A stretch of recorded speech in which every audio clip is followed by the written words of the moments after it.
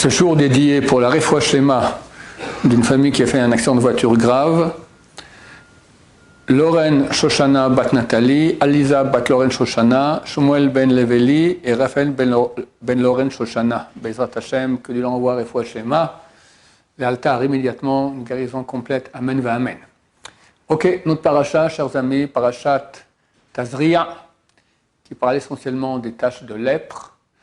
Et au début, on parle de l'impureté d'une femme qui accouche. Et le premier commentaire de Rashi ramène les paroles de Rav Samlai, qui dit que de même que l'homme a été créé après toute la création, c'est le dernier qui a été créé, le vendredi de la création, de même, les lois le concernant, au niveau de la pureté et de l'impureté, sont traitées après que dans la paracha d'avant, Shmini, on a cité tous les types d'animaux, ceux qui sont cachers, purs, impurs, etc.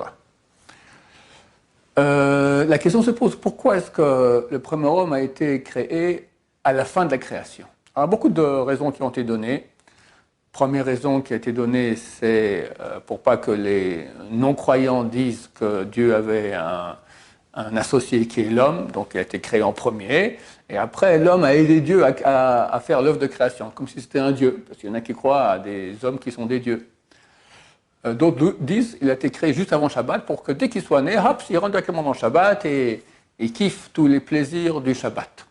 Il y a encore deux raisons qui ont été données. On va les analyser, une plus simple, une plus profonde. La plus simple, elle dit comme ça. Elle dit, il y a un verset dans les Tehillim qui dit « Achov akedem tsartani » avant et après, tu m'as créé. Et le Midrash explique. Si quelqu'un, il est bien zacha, il a mérité, alors on dit, tu as été créé avant toute la création. Et si, au contraire, il ne mérite pas, il est orgueilleux, par exemple, etc., alors on dit, sache qu'un moustique a été créé avant toi. Tu es moins qu'un moustique. Là, ça demande à être expliqué. C'est clair que le premier homme a été créé après les moustiques, après toute la création. Les moustiques ont été créés le jeudi de la création, et le premier homme le vendredi. Alors comment est-ce qu'on peut dire Zacha, s'il mérite, alors on dit tu as été créé avant la création. En fait, le premier homme a été créé, comme c'est écrit dans la Torah, et de la terre, et Dieu lui a insufflé une âme vivante, Nishmat Chaim. Donc en fait, il y a deux parties. Il y a la partie corporelle, qui provient de la terre, avec toute l'animalité qui est en cela, on dit qu'il y a quatre parties en nous, une qui provient de la terre, celle qui amène la paresse, d'accord, toute la fatigue, la force d'inertie, ça vient de la terre. Et l'âme que Dieu nous a insufflée. Le Zohar HaKadosh, il dit, des nafar, midile nafar. Celui qui a insufflé, il a insufflé de lui-même. Ça veut dire que j'ai reçu une âme qui est une partie de Dieu. Alors, si je me comporte dans ma vie en fonction de l'âme, et mon âme va maîtriser ma partie animale, ma partie terrestre, et je fais les mitzvot comme il faut bien, alors Zacha, alors il mérite, alors on dit, tu as été créé avant la création. Parce que de quelle création on parle? Celle qui te dirige, ton âme. Ton âme vient de Dieu, et Dieu, bien sûr, il est avant la création. Si par contre, tu te comportes comme un animal, alors on dit, mon cher ami, un moustique a été créé avant toi, tu es moins qu'un moustique, parce que tu n'as pas été créé pour être animal. Ça, c'est l'explication qu'on a pour laquelle nous voyons que le premier homme a été créé en fin de création. Maintenant, il y a encore une explication plus profonde, dont parle beaucoup le Nefesh HaChaim. Nefesh HaChaim, c'est le livre, l'âme de la vie, d'ailleurs, ça est traduit en français, qui a été écrit par le Rav Chaim de Volojine il y a environ 2-3 siècles, à Volojine. C'est le grand élève du Gaon de Vilna. Et lui, il dit, c'est écrit dans la Torah, lorsque Dieu va créer l'homme, c'est marqué « Naaseh Adam ». Nous allons créer un homme. C'est qui ce « nous » ? Alors, beaucoup d'explications ont été données. Celle que donne la Kabbalah mystique juive, elle est que le Zohar HaKadosh, il cite beaucoup dans le chapitre 6 de Nefesh HaChaim, dans le chapitre 6 du premier portail de Nefesh HaChaim, là-bas, il amène beaucoup de sources du Zohar HaKadosh, qui dit que, en fait, lorsque Dieu a créé le premier homme, il a utilisé toutes les parties de la création qui existaient déjà, les mondes supérieurs, les anges, toutes sortes de créations, de mondes kabbalistiques très très grands, tous ont donné leur partie dans le premier homme. Et en fait, lorsque le premier homme fait une action, alors d'un côté il est aidé par toutes ces forces spirituelles qui sont à l'image de Dieu, d'accord, on peut dire que c'est des mondes divins, c'est des choses extraordinaires, infinis, des mondes infinis. Et quand il fait la mitzvah aussi, alors il fait aussi un retour de lumière et il renforce tous ces mondes divins qui après aussi en ricochet vont lui donner aussi un très grand flux. Donc c'est pour ça que l'homme a été créé tout en fin de la création, parce que Dieu auparavant a créé tous les mondes divins, tous les anges ont été créés le lundi de la création, les anges, les mondes divins, etc. Et tout ce qu'il y a sur terre, tout ce qui a été utilisé pour la création, tout cela se retrouve en fait réuni dans le premier homme. C'est pour ça qu'il doit être créé en dernier. Donc en fait, quand on fait une action, on est la main de Dieu. Naaseh Adam, nous allons créer l'homme. Nous, c'est moi, avec tous les mondes divins qu'il y a, que j'ai créés auparavant, dont les anges, etc., tout ça, on est associés dans l'homme. Et lorsque l'homme fait une action positive, alors nous sommes associés dans cette action et on a un feedback, un retour de lumière qui fera que l'homme pourra recevoir beaucoup de lumière. Ça va dans les deux sens. L'homme fait, il envoie une lumière, ça revient en ricochet. Et quand l'homme a péché et lâche, le péché originel, alors il a reçu aussi toutes les parties négatives que Dieu a créées aussi, toutes les parties des mondes impurs. Et quand il fait une mauvaise action, alors il est aidé par les mondes impurs, c'est une batterie, un édifice énorme d'impureté qu'il aide, en faisant que ces mondes l'aident à faire cette mauvaise action, et lui après il leur donne un feedback positif de puissance, d'accord? Et alors ils ont encore plus de puissance pour faire le mal dans cette personne et dans le monde entier. Dieu nous en préserve. Parce que là, on a le libre arbitre, une fois, comme explique là-bas le Nefesh HaChaim, les forces du mal existaient, mais c'est extérieur à l'homme. Et lorsqu'il a péché, elles sont rentrées à l'intérieur de lui-même. Donc on a ces deux parties-là. La partie animale, qui est aidée par toutes les forces du mal, et la partie divine. Donc dans notre vie, on doit savoir quoi faire.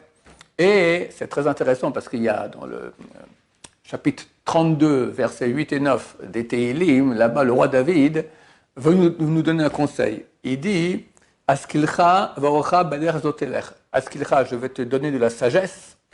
Varocha, je vais te donner un conseil. Bader zotelech, dans quelle voie aller? Ok, très sympa. Le roi David, il vient. Le roi David, c'est le Mashiach. Le roi David, qu'on a de plus grand, la 4e roue du chariot céleste. Énorme. Tu as un conseil de vie à me donner? Fantastique.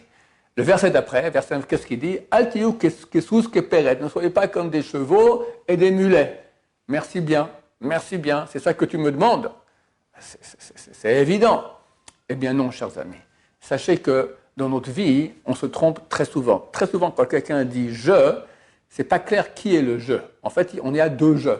Il y a le « je » qui est mon âme divine, et il y a mon « je » qui est le cheval. D'accord? C'est comme un cavalier et un cheval. Maintenant, quand quelqu'un va naître, le cavalier il est endormi. Le seul qui veut, c'est le cheval, la partie animale. Regardez un enfant, c'est que du Yetzerara, comme ça disent les sages d'Israël. Il est gourmand, il est orgueilleux, il est impatient, il s'énerve, enfin. Et le cavalier est endormi. Et peu à peu dans la vie, on va commencer à éduquer cet enfant, et le cavalier va se réveiller. Et tout notre rôle, c'est arriver à être un cavalier qui va utiliser le cheval pour arriver au haut de la montagne. Mais très souvent, qu'est-ce qui se passe? Le cavalier préfère rester endormi, ne pas gérer le cheval, et des fois il se réveille un peu, il essaie, le cheval lui fait un rodéo pareil, il voit que il y a un retour de manivelle quand tu veux maîtriser ton corps tellement difficile, que le cavalier reste passif. À la fin de la vie, au lieu d'être monté avec le cheval au haut de la montagne, il est tout en bas de la montagne, le cheval meurt et il est en bas, il a raté sa vie. Alors que quelqu'un qui va réussir, il va prendre le cheval pour servir son âme, et il va monter, arriver au haut de la montagne, là, à la fin de la vie, il dit « Merci mon cher cheval », on va l'enterrer, le cheval sous terre, et l'âme, elle va monter vers Dieu, Be'ezrat Hashem. Donc, le conseil du roi David, fais attention à ton cheval. Et sachez que quand on parle et on dit « je », très souvent, ce n'est pas nous qui parlons, c'est le cheval qui parle. On peut dire que la majorité de l'humanité, quand il parle, c'est le cheval qui parle. J'ai pas envie, j'ai envie, ça me dit pas, tout ça. C'est qui, c'est quoi? C'est la partie animale qui réagit, c'est pas la tête. La tête, c'est quand tu n'as pas envie, tu dis « Ok, mon cher ami, c'est pas toi qui décide le cheval, c'est moi le cavalier. Donc, allez, au boulot. » D'accord? Et ça demande beaucoup d'efforts. Mais celui qui réussit, alors il devient un champion en équestre, il devient un grand sadique, et il pourra monter très haut avec son cheval, Be'ezrat Hashem. Le Gaon de Vilna, il a quitté Vilna à l'époque pour aller en Israël. Pour finir revenu, il n'est pas arrivé en terre d'Israël, mais il a écrit une lettre à sa famille avec des conseils très importants. C'est ce qu'on appelle Igeret Agra, la lettre du Gaon de Vilna. Et là-bas, il dit à un certain endroit la chose suivante. Jusqu'au jour de sa mort, l'homme doit souffrir, mais pas avec des taniyot, pas avec des jeûnes, pas avec des sigoufim, des flagellations, toutes sortes de choses qui sont écrites dans le livre de Kabbalah, se rouler dans la neige, faire un mikvé glacé, des choses pareilles, etc. Mais en freinant sa bouche et en freinant ses envies. Tu as envie d'un bon chocolat, d'un bon vin, tu as envie de dormir, tu as envie de regarder une fille dans la rue, une femme a envie de s'habiller joliment, d'accord? On est poussé par des envies toute la vie. Il dit l'essentiel, plus grand que toutes les taniyot, les jeûnes. Vous savez que quand quelqu'un fait un péché grave, alors Rabbeinu Hari, la Kabbalah, elle donne une somme de jeûnes à jeûner pour réparer ce péché. D'accord? Une femme nida, c'est 82 jeûnes de suite, Zeral Batala 84, Shabbat c'est 400 et quelques, d'accord, etc., etc. C'est énorme. Il dit mieux que ça. Tu vas te retenir maintenant de tes envies. Tu vas retenir le cheval que tu as en toi, le mulet que tu as en toi, l'animal, la partie terrestre que tu as en toi. C'est dur, parce qu'on a des envies. Qui n'a pas des envies? Il dit c'est plus grand que toutes ces flagellations et que ces jeûnes. Et toute sa vie, on doit se retenir de ces envies. Il dit les envies qu'on a et envie de parler des choses interdites. Des fois, tu veux mentir, des fois, tu veux parler à Shonara, des fois, tu veux insulter, des fois, tu veux t'énerver, des fois, tout ça avec la bouche. D'accord? Celui qui se retient de cela, il gagne beaucoup plus que tous les jeunes et tous les sortes de tikkunim que Rabbeinu Hari, que la Kabbalah a cité. Et il dit après, Vezeh hu ha-tshuva, et c'est ça la tshuva. Mais c'est phénoménal. Parce que faire une tshuva totale, c'est du travail. Il lui dit, non, tu fais ça, c'est ça la tshuva. Il n'y a rien de plus grand. Et il continue. L'essentiel pour arriver au Olam Haba, retenir sa bouche, et c'est plus que toute la Torah. Ça veut dire c'est plus que toute la Torah. On n'a pas de mitzvah plus grande que l'étude de Torah. L'étude là, c'est plus que toute la Torah. Il faut comprendre que ça va ensemble. D'accord? La Torah, c'est énorme, énorme. Mais il dit, quelqu'un maintenant qui étudie la Torah, mais ne retient pas sa bouche, alors il a une bouche qui est sale. Rabbi Shimon Bar Yochai, il dit, comment ça fait qu'on a la même bouche pour aller acheter des patates et pour parler de blagues avec des copains et pour étudier la Torah de Dieu? Il ne comprend pas comment on doit avoir deux bouches différentes. Ben, on a la même. Mais alors il faut la préserver. Et il dit, c'est plus que toute la Torah. Et il conclut, la bouche, c'est Kodesh Kodashim, c'est le saint des saints. Voilà, chers amis, on a un programme pour ne pas être des mulets, pour ne pas être des chevaux, pour être des êtres humains à l'image de Dieu avec une bouche sainte qui retienne les envies. Et ainsi, on devient l'ustensile de tous les mondes, l'intermédiaire de tous les mondes supérieurs qui, par notre biais, vont faire tout ce qu'on doit faire ici sur Terre. On leur envoie comme ça un flux en retour et ça fait du bien partout. Que Dieu nous aide à faire partie de ces grandes sadikim. Amen, Amen, Shabbat Shalom, Om Vurach.